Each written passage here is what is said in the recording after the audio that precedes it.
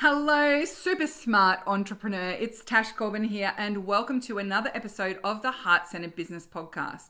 This is episode number 361, which means you can find all the relevant links and show notes for today's episode over at tashcorbin.com/361.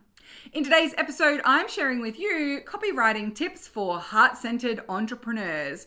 So if you are struggling to write compelling content and great copy for your business, you want some tips and strategies to improve, this is going to be super helpful. Let's dive on in. I'm Tash Corbin, and this is the Heart-Centered Business Podcast.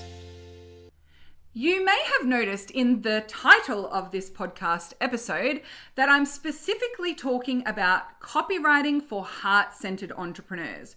Why would I specifically talk about copywriting tips for those of us who would identify as heart-centered entrepreneurs? Because copywriting for heart-centered entrepreneurs is actually very different to some of the more traditional business copywriting you have seen in the past. Heart-centered entrepreneurs deeply care about consent-driven strategies. And so I'm not going to teach you copywriting tips that bypass people's consent, that use hypnosis or hypnotic words, that have manipulation or persuasion threaded through them, because people didn't consent to that. So I'm specifically talking about heart-centered entrepreneurs because I'm talking about copywriting that is deeply grounded in consent, copywriting that builds connection. Heart-centered entrepreneurs are not the kind of entrepreneurs that want to stay at arm's length from everyone in their audience and just treat everyone like a number. We actually want to connect with our audience. We want to build community. And so the copywriting tips and strategies I'm going to be giving are based on that assumption that it's not about just churn and burn of your leads, 25% unsubscribe rate, and everyone's just a number to you. And then the final thing that I think separates heart-centered entrepreneur copy compared to traditional copy is that sense of care, that you actually care whether people get the results or not. You care if people are unsubscribing from your newsletter because it's making them feel really uncomfortable and low in confidence. You care about the impact you have with your copy online. You care that you're not over-promising and making promises you can't keep. You care that if you say it's a no questions asked money back guarantee, that it is actually no questions asked, and that you're open and transparent in the way that you speak about your business. So with all of those things in mind, these copywriting tips that I'm sharing with you may actually be a little different to what you may have heard in the past.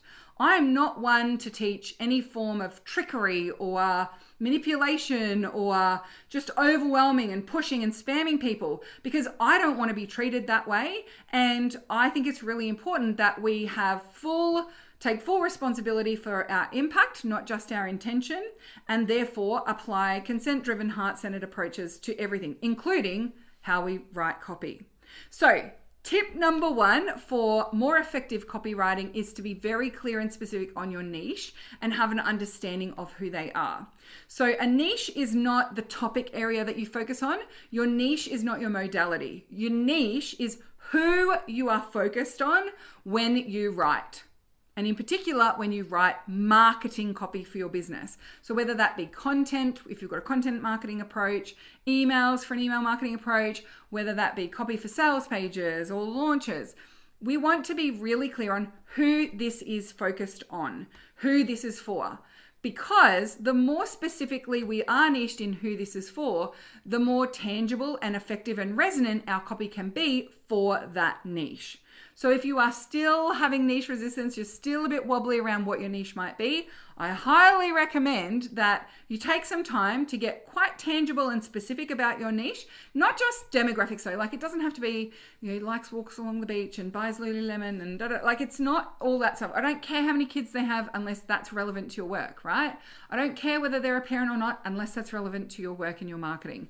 What we want to make sure is that we're clear on who is this person that you are focusing your marketing and writing towards, and what is their priority goal that they want to achieve, and why do they think that they can't achieve it.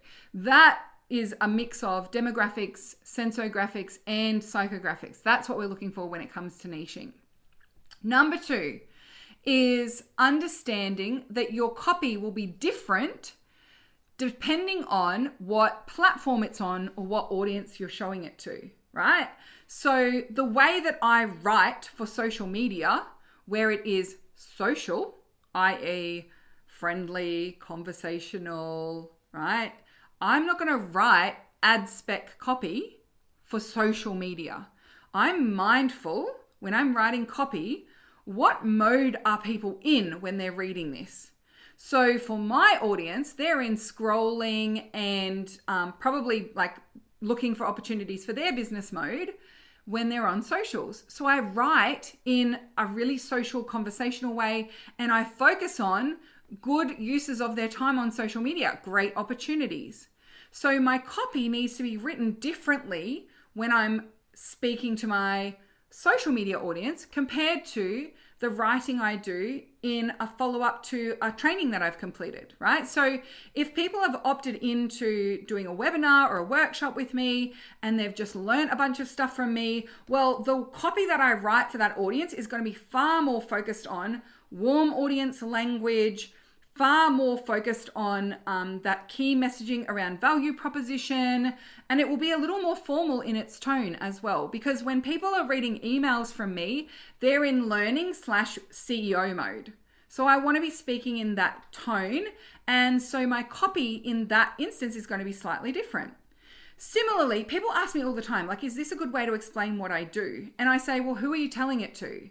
Because the way I explain my business to my Uber driver or someone that I met at the fish and chip shop is going to be different to the way that I explain my business to someone I met at a networking event for women in business. Versus it's going to be different to the way that I explain myself on my webinar about launching. Right? I'm not going to talk about my focus on lean startup when I'm running a webinar for more advanced entrepreneurs. I'm not going to focus on my expertise in launching when I'm working with people in startup.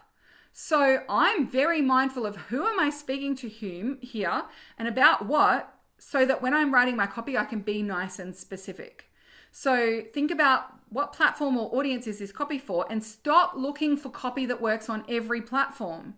Because the more that you do that, the less it works on any of the platforms that you're sharing it on. Number 3 is to ensure you have consistency and clarity in your core message. And the way that I recommend doing that is actually crafting a core message document. So I have a core message document for my business, and then I also have a core message document for each of my programs, for the Takeoff program, for Leverage and Launch, because they have slightly different niches. They have slightly different key messages that I'm focused on. People are a little bit further along in their journey in one over the other. And so I have the whole of business core message, and then I have core message that I really need to focus on when I am promoting or attracting leads for one program over the other.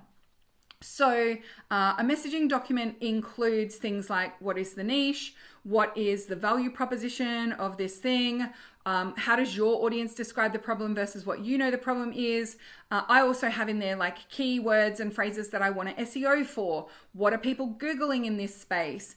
What would be my terminology and phraseology that I would use to explain things in this area?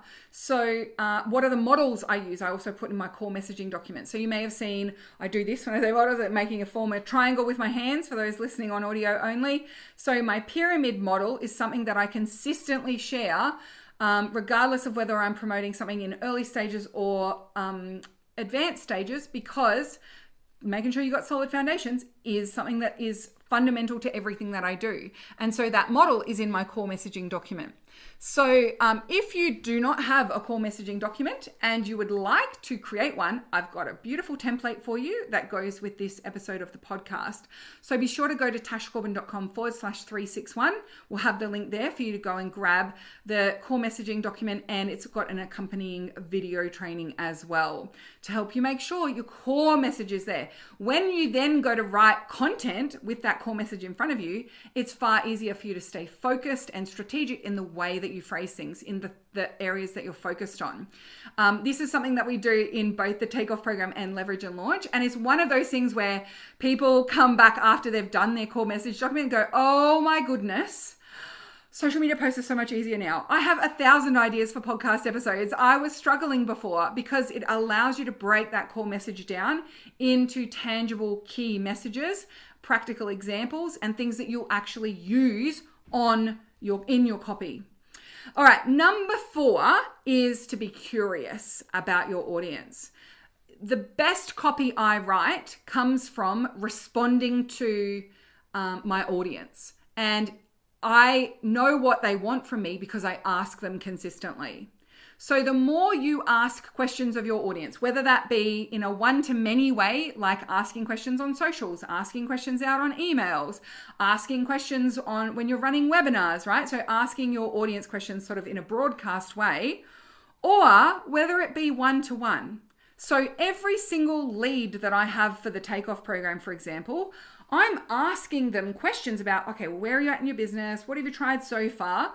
That information is really helpful for me making sure my copy is effective for other people as well. Because if they're a hot lead for the Takeoff program and these are the questions they're asking, then my other hot leads for the Takeoff program who don't think to ask me directly will actually be drawn in and be able to hear the answer to that question if I take that and turn that into content. So be very curious about your audience. Sometimes we think that in order to be of service to our audience and add value for our audience, we need to be expert only mode.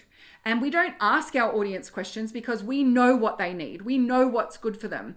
Just shut up and listen to me, right? It's that almost that sense of I'm up above you and I know what's going on and you're down below. So therefore I have the right to be a guru or be a teacher or to share my advice with you.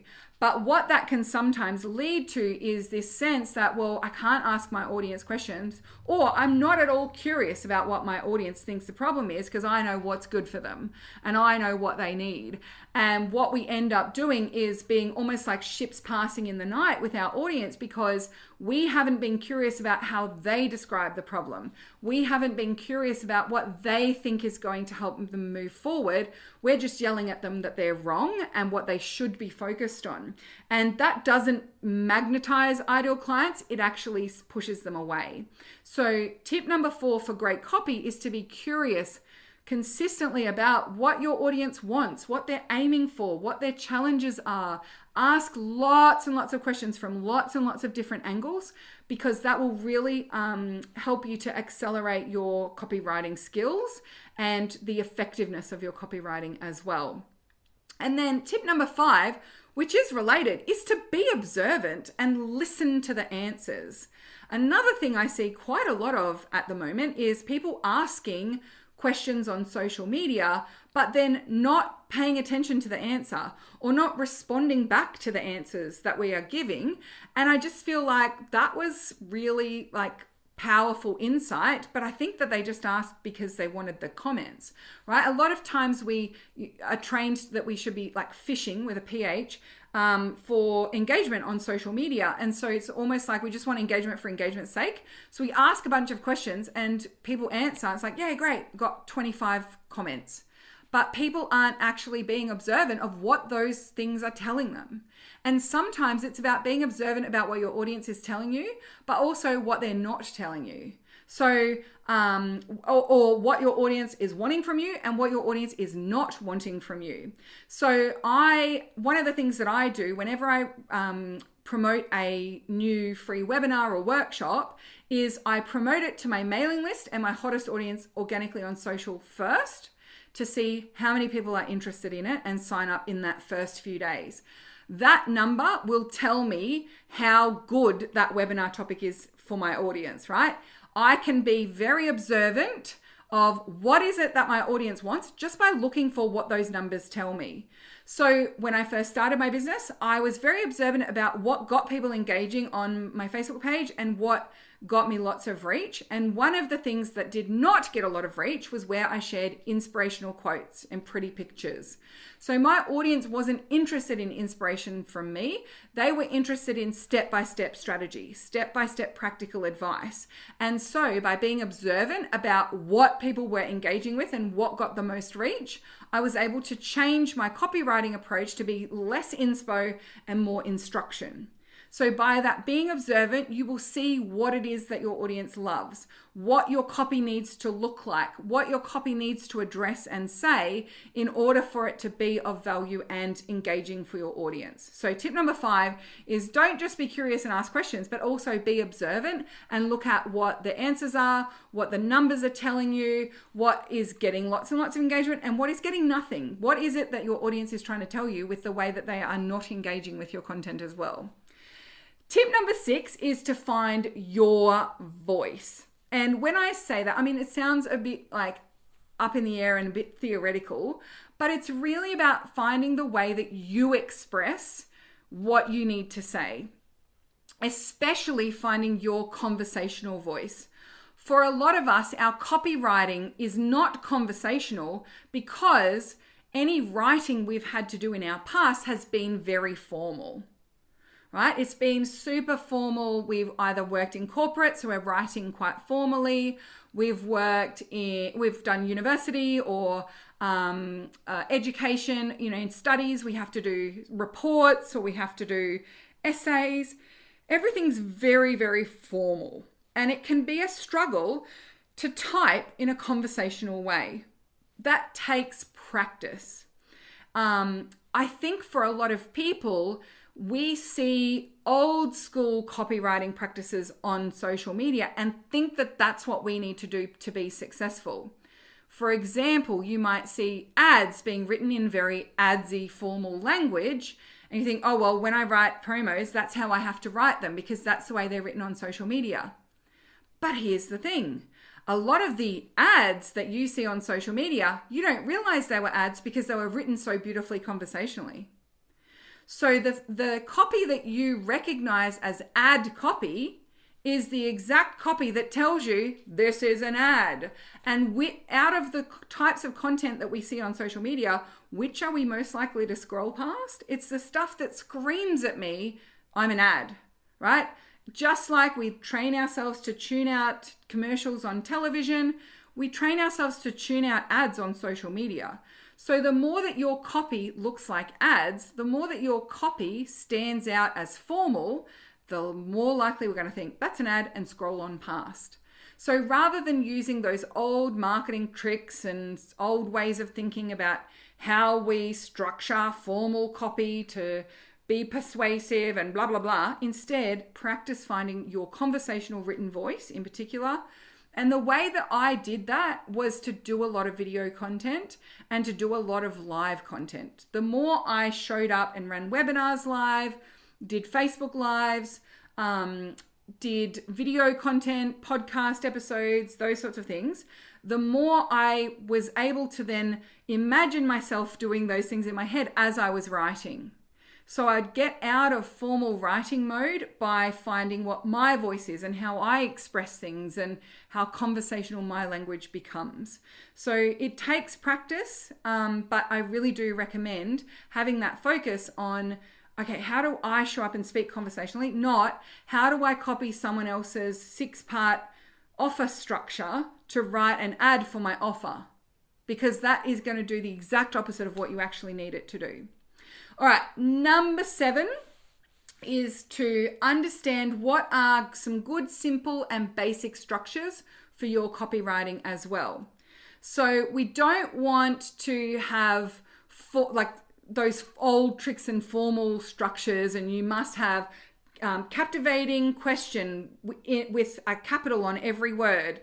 Right? Those things look like ads. So we don't want to fall into the trap of thinking more structure to our writing means more effective, because in most cases that's not true. We just need a basic structure or a little bit of structure or a little bit of a guideline on what goes where, but very loose and very simple.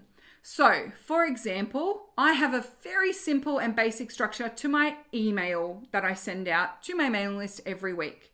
It starts with a very conversational introduction, a love note from me, a current selfie. Then it has this week's podcast episode and what it's about and why you should listen. And then it has an offer of some sort. And that offer is presented in probably the most formal way of all of my channels, because it's the ad space in that newsletter.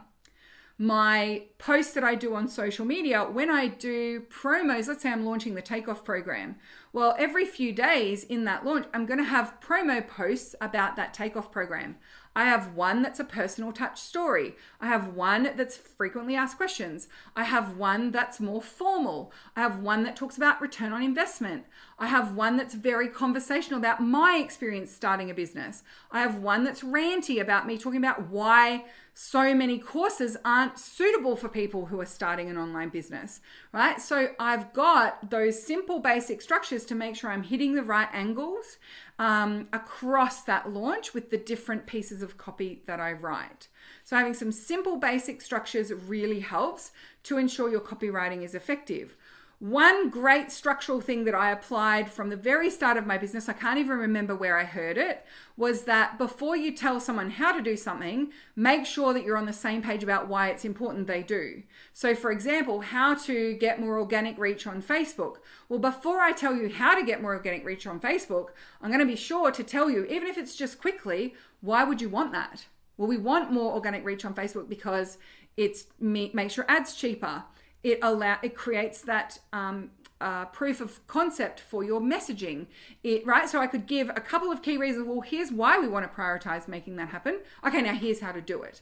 And even to this day, even off the cuff content that I share, videos that I do live, podcast episodes, you will often hear me before I tell you how to do something, I'll tell you why it's important to do that. That little basic structure is something that I picked up. It's almost a habit now, and it's very, very good at ensuring my copy does its job.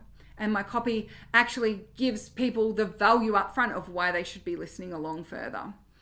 All right, and then the final one is practice, practice, practice. When it comes to writing copy, just remember, copy will be something you will always need to do in your business moving forward forevermore. You will always either need to update sales pages, reschedule emails, right? You'll need to write things. Yes, you can have copywriters in your team, especially if you have a giant business down the track. But that will never, ever, ever get you out of having to write copy yourself, because you are the voice of your brand. You are the one who's best equipped to quickly understand who your audience is, what they're looking for, what messaging will be resonant, and get that copy created. And you will often still be the core content creator. You're still running the podcast each week, or you're still showing up and being the talent in your business. All of that requires copy. And so rather than being like, oh, when is the copywriting done, and being frustrated that it's never done, just acknowledge and accept you're going to need to write copy for your business pretty much forever. So how can you get better at it and build those skills? And how can you see every time you write something, this is a practice for next time. So every time you write an email sequence, that's a good practice for the next email sequence that you write. Every time you write a promo post for a social media platform, that's great practice for next time. You'll be able to refine based on what the feedback is, what the engagement is, how well it works, what patterns you're seeing over time, and you'll get better and better and better at writing great copy for your business, which in turn creates more engagement, creates more reach, creates more results, right? There's just so many great benefits to being good at writing at least basic copy for your audience. All right, they are my 8 tips to write better copy as a heart-centered entrepreneur. As I mentioned with one of them, I do recommend that you have a core messaging document. So a quick reminder to go and grab the template over at tashcorbin.com/361, and you can create that template you can have that messaging document for your business overall, as well as one for each of your products or offers, which really keeps that copy really tight and value driven as you go and create all the different pieces of copy that you need from there. Thank you so much for joining me for this episode of the Heart Centered Business Podcast. And until next time, I cannot wait to see you shine. Bye for now. Would you like more tips, tools, and resources to help you grow your heart-centered business? Head to tashcorbin.com today.